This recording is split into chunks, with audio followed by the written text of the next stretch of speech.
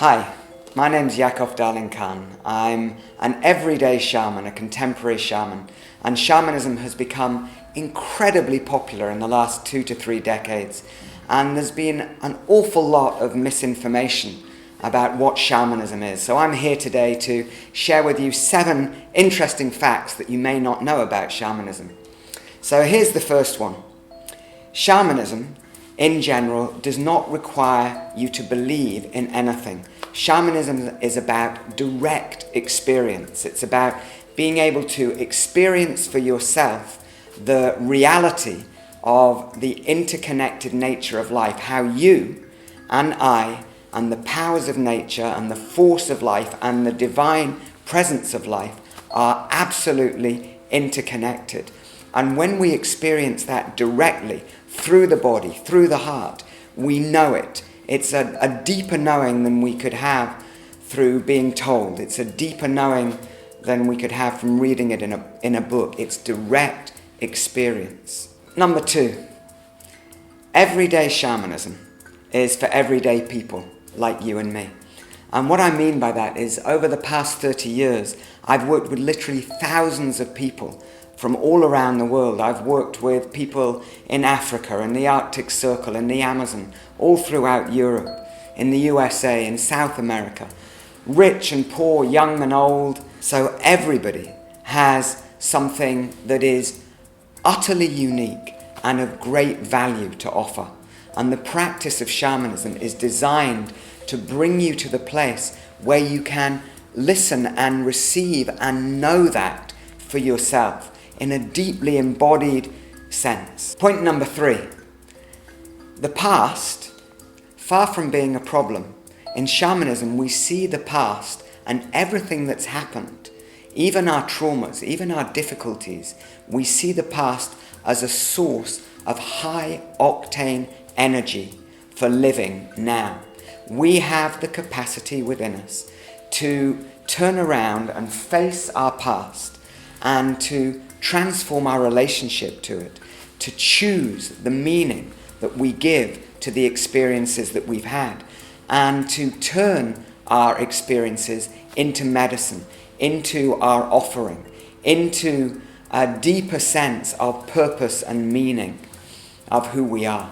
So point number 4 is really fascinating. Modern research and ancient shamanism are coming together through neuroscience, through understanding a little bit more how the brain works. So shamanism and science are much closer together than you might think. So, for instance, there's been a lot of research into the brain states that we go into when we drum, when we go into trance, when we meditate deeply.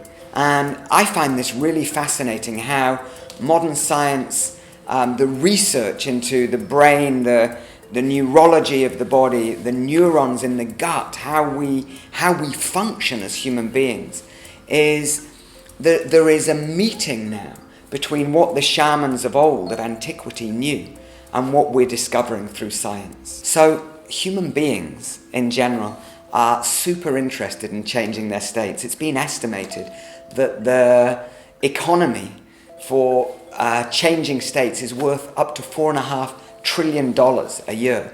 That's a huge amount of energy that we humans put into looking for a change of state, whether that's with a glass of wine, a cup of coffee, or the shaman's drum.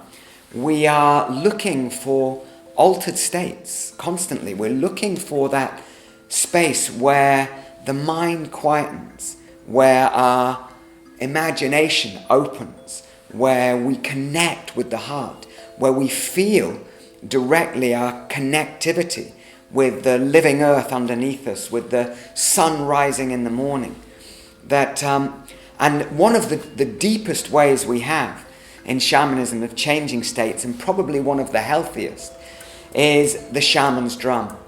The shaman's drum played at between 110 and 130 beats per minute for 7 minutes will change your brain state. It will bring the brain into a more relaxed state, into a more open state, into a more creative state. It will connect us to the power, the emotional power of our own hearts.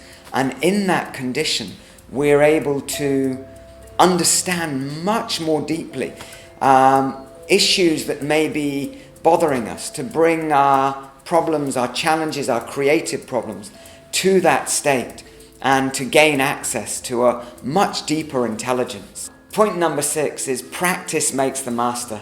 And shamanism is the same. What we practice, what we give our attention to, grows. So everybody is capable of experiencing the benefits of shamanism, of experiencing our actual connection to the powers of nature, to the waters, to the fire, to the earth, to the wind. And when we practice that connection, whether we're walking in nature, whether we're dancing, whether we are sitting under our favorite tree, and we give our attention to the aliveness and the power that's in nature and its effect on us, the more attention we give to those relationships, the deeper they go.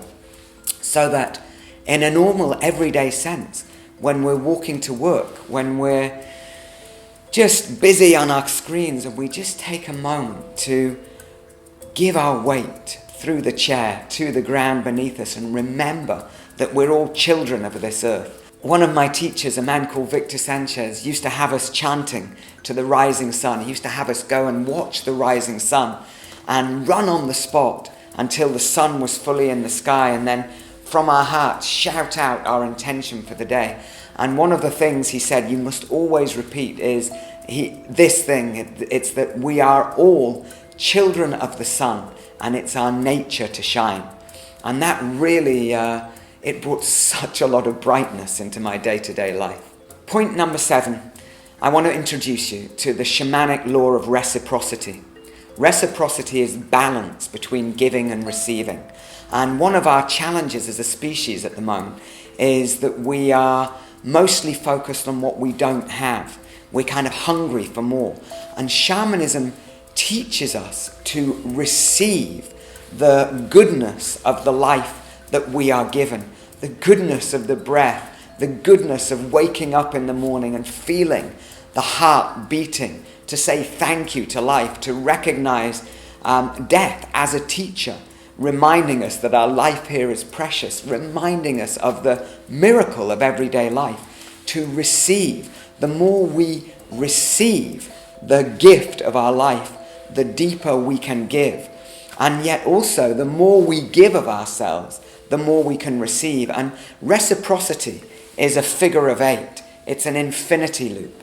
And when there's anything in the way of my giving or my receiving, my giving or my receiving, then that channel is lessened. Our capacity to give and receive is diminished. And through dance, through movement, through shamanic healing, through ceremony and ritual, we are able to clear out this channel so that we become the power that we are. We become the force that we are, and we can give everything we've got. And there is nothing more satisfying in this life than giving the gifts that are unique to us, sharing them. That's the deepest receiving we can have. I hope you liked this video and enjoyed it and found it useful, and be sure to like, share and subscribe. My name's Yakov Dalin Khan, and I'm really wishing you a beautiful day on planet Earth, where you receive the blessing of this life and share the strength and the power that's in you for the benefit of all. Thank you.